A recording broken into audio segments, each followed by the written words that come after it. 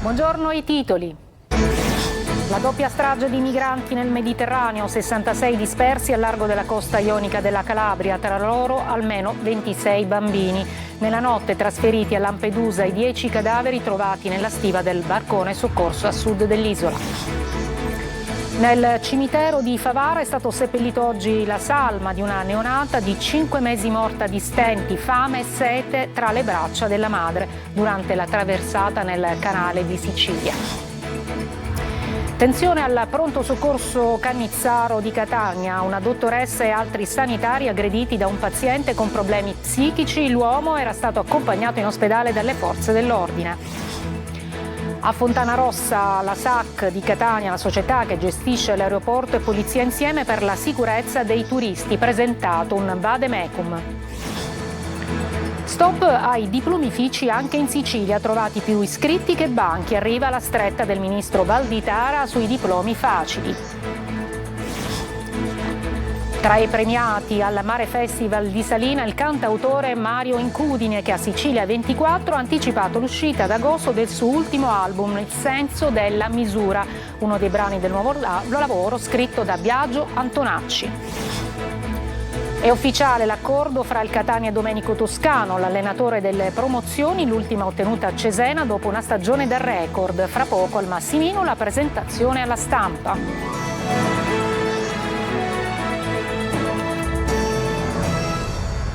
Buongiorno, in primo piano la doppia strage di migranti nel Mediterraneo. Nella notte trasferiti a Lampedusa i 10 cadaveri trovati nella stiva del barcone soccorso da una ONG a sud appunto dell'isola, 66 invece dispersi al largo della costa ionica della Calabria. Marco Gullà. Sono arrivate nella notte a Lampedusa le salme dei 10 migranti estratti da una botola nella stiva dell'imbarcazione di 8 metri, partita dalla Libia, sulla quale viaggiavano e che era stata soccorsa dalla nave dell'ONG Nadir. Sono tutti uomini migranti morti dai 18 ai 30 anni, scappati dal Bangladesh e dal Pakistan. Il loro percorso è certamente più lungo e difficoltoso di quelli invece di chi giunge da altri paesi come gli araga tunisini. Mentre questi migranti devono attraversare un braccio di mare che può essere coperto in condizioni favorevoli, in poche ore di navigazione per chi viene dal Bangladesh invece deve affrontare un percorso ben più complesso, come è accaduto in queste ultime ore. Questi morti raccontano ancora una volta tante storie, gente disperata che decide di salire sulle carrette del mare per provare ad iniziare una vita migliore, andando incontro però alla morte. Ieri la doppia tragedia della migrazione nel Mediterraneo, che favorisce le partenze delle barche. Ad un centinaio di miglia dalle coste calabresi una barca a vela si è rovesciata e 66 passeggeri risultano dispersi. Tra loro almeno 26 bambini, raccontano i sopravvissuti. Numeri su numeri, naufragi e morti, una media di 5 al giorno. Lo sentivate, tante le storie spesso tragiche. Questa mattina al cimitero di Favara è stata seppellita la salma di una neonata di 5 mesi, morta di stenti, fame e sete tra le braccia della madre durante proprio la traversata nel canale di Sicilia. Davide Sardo. Allo sgomento per la duplice sciagura in mare si aggiunge la commozione per la morte di una neonata di 5 mesi, Maiva il suo nome, figlia di Guenani, morta di stenti, fame e sete durante la traversata nel canale di Sicilia. Il barchino su cui ha navigato insieme alla mamma e alla sorellina di 2 anni è stato soccorso lo scorso 28 maggio in acque SAR libiche. La neonata è stata già rinvenuta morta dai soccorritori, esamine tra le braccia della madre.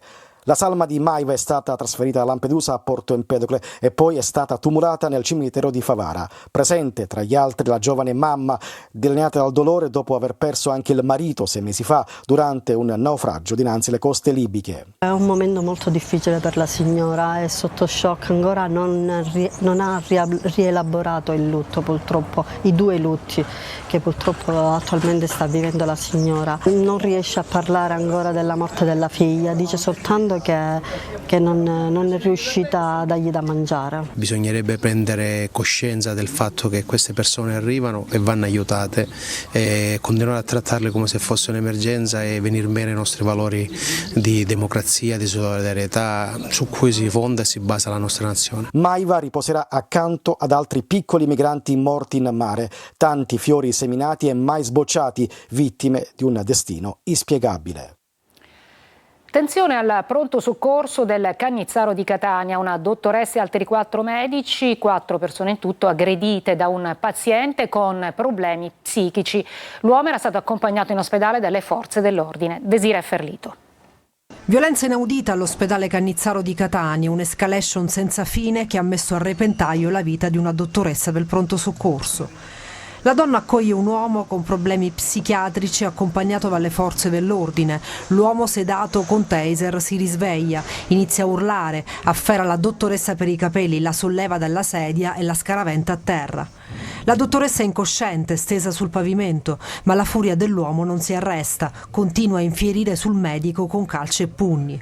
Una sociosanitaria tenta di abbassarsi per trarla in salvo, ma viene a sua volta afferrata con forza, alzata e scagliata contro un mobile per i farmaci.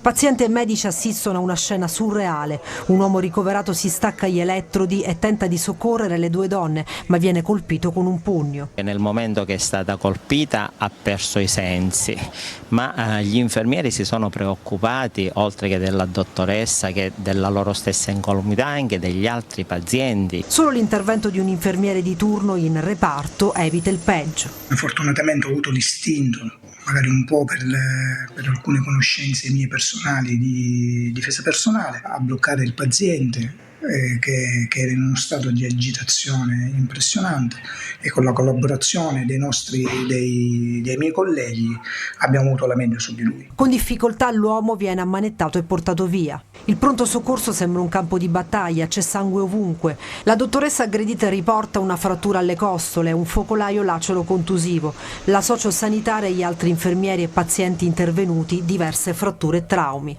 È impensabile che un medico vada a lavorare e rischi la vita e rischia di non dover tornare a casa se non con gravi lesioni, come quello che è successo domenica appunto alla dottoressa. A Catania, nello scalo Fontanarossa, SAC, la società di gestione dell'aeroporto, e polizia insieme per la sicurezza dei turisti, presentato un vademecum. Tonino De Mana. Un vademecum per il turista con piccoli consigli per evitare grandi pericoli. La collaborazione tra SAC e polizia si consolida in nome per conto della sicurezza, ed è proprio lo scalo di Fontanarossa, sempre più in crescita, uno degli asset più sensibili dove il turista si approccia con la città per il primo vero impatto con la realtà catanese. È qui che dovrà e deve avere una percezione di sicurezza che nasce da una maggiore presenza delle forze dell'ordine, come ribadisce il questore Bellassai. Noi siamo particolarmente attenti a creare collaborazione con tutti coloro i quali a qualsiasi titolo possono contribuire a fare sicurezza. A volte la distrazione gioca brutti scherzi. E molto spesso può giocare dei brutti scherzi, e il nostro è un richiamo ad una maggiore attenzione. I nostri sono consigli semplicissimi. Gli fa eco il presidente di SAC. L'aeroporto di Catania è un hub, ormai l'hub del Mediterraneo, quindi attenzionare la sicurezza dei viaggiatori è una priorità per noi assoluta, importantissima.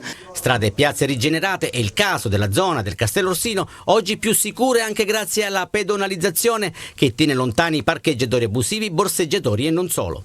Ecco i principali consigli: non lasciare incustoditi oggetti di valore e bagagli nelle auto, evita di portare il portafogli nella tasca posteriore dei pantaloni, non indossare oggetti preziosi in strada, in caso di furto o altro contatta subito il 112. Seconda udienza a Palermo del processo a 31 imprenditori e commercianti che da vittime del pizzo sono diventati complici di Cosa Nostra per aver negato di essere stati taglieggiati anche di fronte alle intercettazioni. Maglio Viola. Entra nel vivo tra le polemiche il processo a 31 fra imprenditori e commercianti del quartiere palermitano di Brancaccio, al tempo stesso vittime e complici degli estorsori della mafia. Sono tutti accusati non solo di non aver denunciato le richieste estorsive, ma di averle persino negate nonostante le intercettazioni che le rendessero evidenti. Un atteggiamento omertoso che trasforma le vittime in complici secondo le accuse mosse dalla procura di Palermo. Ma tutto ciò non basta.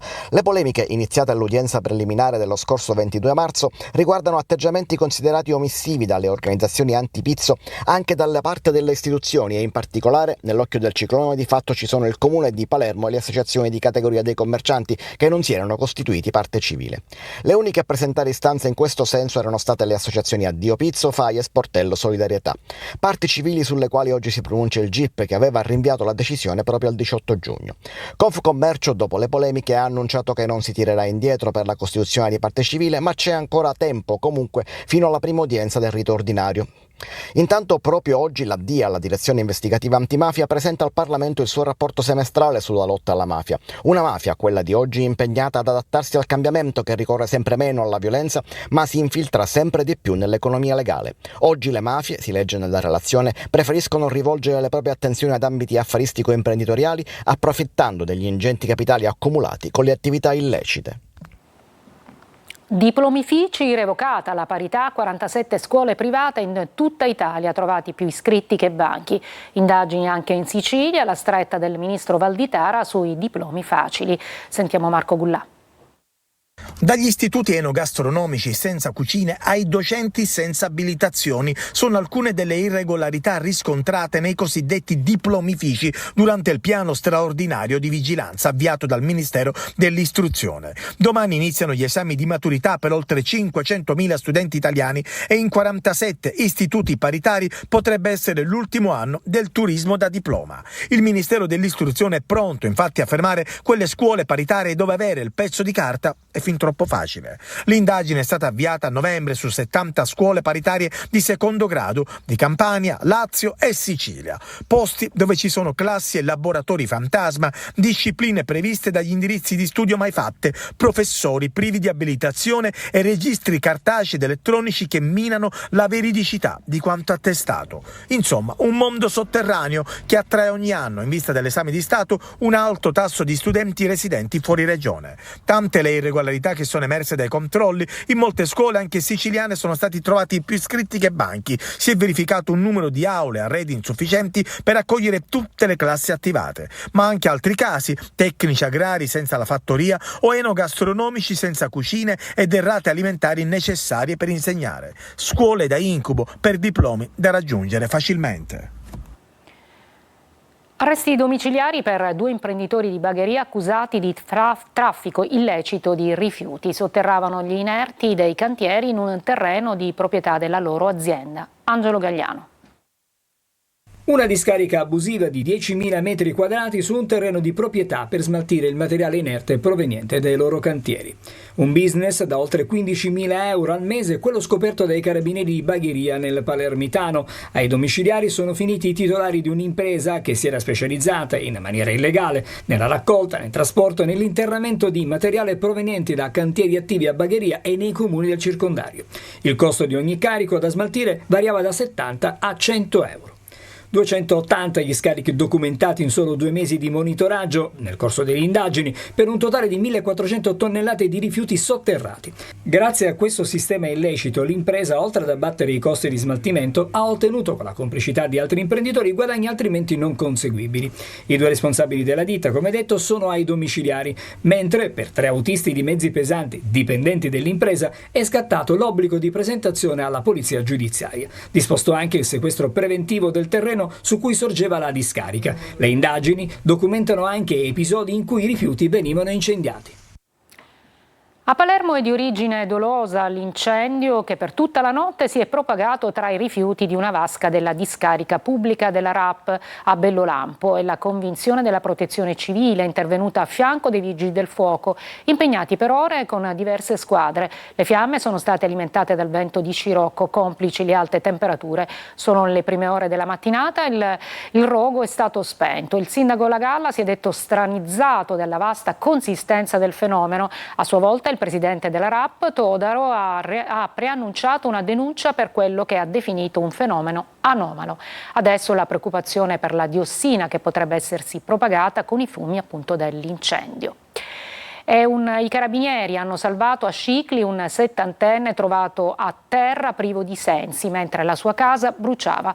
Secondo i rilievi dei Vigili del Fuoco, l'incendio è scaturito accidentalmente per una candela di cera lasciata accesa. Non si arresta la protesta contro il ponte sullo Stretto, presentata la class action di 104 residenti al Tribunale di Roma, residenti che non ci stanno alla realizzazione dell'opera. Francesco Triolo. La firma di 104 persone sul ricorso presentato alla sezione imprese del Tribunale di Roma contro la Stretto di Messina e la class action presentata per accertare la responsabilità della società e il danno ingiusto causato per la violazione del dovere di diligenza, correttezza e buona fede, proseguendo nell'attività per la realizzazione del ponte sullo Stretto, nonostante l'opera non abbia alcun interesse reale, strategico e non sia fattibile sotto i profili ambientali, strutturali ed economici. Il ricorso è stato presentato telematicamente lo scorso 13 giugno dagli avvocati Aurora Notariani, Giuseppe Vitarelli, Antonino De Luca e Maria Grazia Fedele, che sostengono come il decreto cosiddetto ponte sia costituzionalmente illegittimo e contrario alla normativa europea. In conseguenza denunciano l'illegittimità dell'operato della società guidata da Pietro Ciucci per violazioni di numerose norme interne ed eurounitarie, oltre che internazionali. È un ricorso, hanno spiegato i legali, che mira ad ottenere la cessazione immediata da parte della società Stretto di Messina di ogni atto o comportamento pregiudizievole dei diritti e degli interessi collettivi e diffusi e giuridicamente protetti, di ogni attività tendente all'approvazione del progetto definitivo ed esecutivo, di ogni comportamento relativo al riavvio dell'attività di progettazione dell'opera. Adesso, dopo il deposito del ricorso, si attende la data di fissazione dell'udienza. Ferrovie chiuse per ferie, sarà un'estate senza treni, quella appena cominciata in Sicilia, dove i binari sono disseminati di cantieri e interruzioni.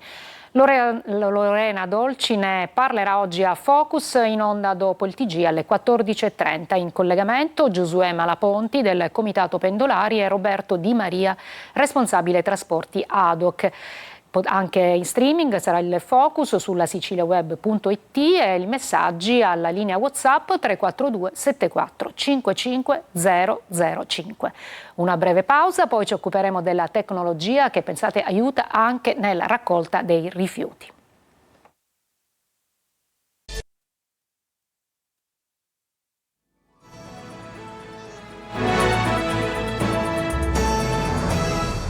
A Siracusa la tecnologia arriva anche nel mondo dei rifiuti. La raccolta del vetro potrà essere richiesta attraverso un'app. Francesco Aloi. La tecnologia arriva ovunque, anche nel conferimento dei rifiuti. Da luglio a Siracusa un'app permetterà di richiedere la raccolta del vetro fino a 2 volte al giorno. Nella prima fase la novità riguarderà soltanto Ortigia, in particolare bar, ristoranti e locali. Attraverso l'applicazione Keitarip il commerciante invia la propria richiesta attraverso lo smartphone, riceve la notifica tramite SMS e in app della fascia oraria entro cui sarà svuotato il proprio mastello e completa l'operazione uscendo il mastello ricevendo l'ultima notifica. Un'innovazione che dovrebbe avere un grande vincitore, il decoro. Così il vetro non sarà più accumulato in attesa del giorno di raccolta. Non è nient'altro che decoro, cioè questi carrelli non ci saranno più in giro per l'isola di Ortigia. Riciclare porta solo vantaggi, economici ma soprattutto ambientali. Anche così si dimostra il proprio amore per la natura. Ma attenti, perché bisogna farlo nel modo corretto. Recuperare il vetro in maniera corretta è assolutamente una cosa virtuosa. Sempre da luglio partirà Stasera mi butti, una campagna che mira a sensibilizzare tutti per un corretto smaltimento del vetro. E intanto partiamo con i food. Se dovesse andare bene questa fase sperimentale la estenderemo a tutti i cittadini, anche alle utenze non domestiche. E allora non resta che riciclare e riciclare, vetro e non solo, per una città, anzi un mondo, sempre più pulito. Tra i premiati al Mare Festival di Salina il cantautore Mario Incudine, che in anteprima ha annunciato l'uscita ad agosto del suo ultimo album Il senso della misura, uno dei brani del nuovo lavoro scritto da Biagio Antonacci. L'ha sentito per noi Eva Spampinato.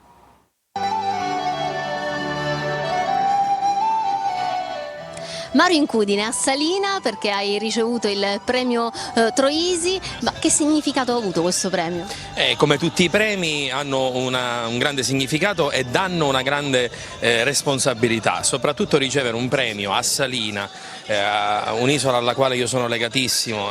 Vi ricorderete il mio brano Salina che mi fece vincere il premio della nuova canzone siciliana, per cui sono legato a quest'isola da tanto tempo, ci rivengo sempre con grande piacere, e ricevere un premio intitolato a un monumento del teatro, del cinema mondiale come Massimo Troisi è una grande responsabilità.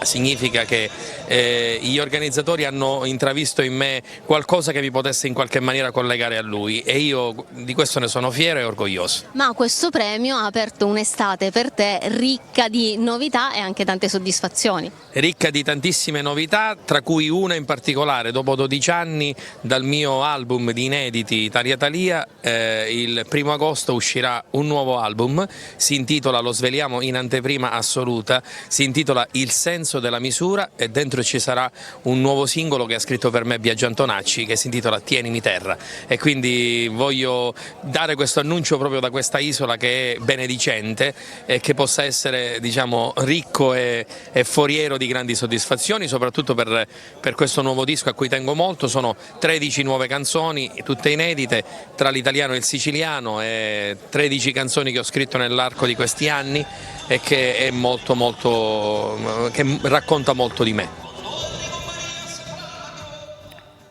Breve pausa, poi il calcio. È ufficiale ormai l'accordo fra Domenico Toscano e il Catania.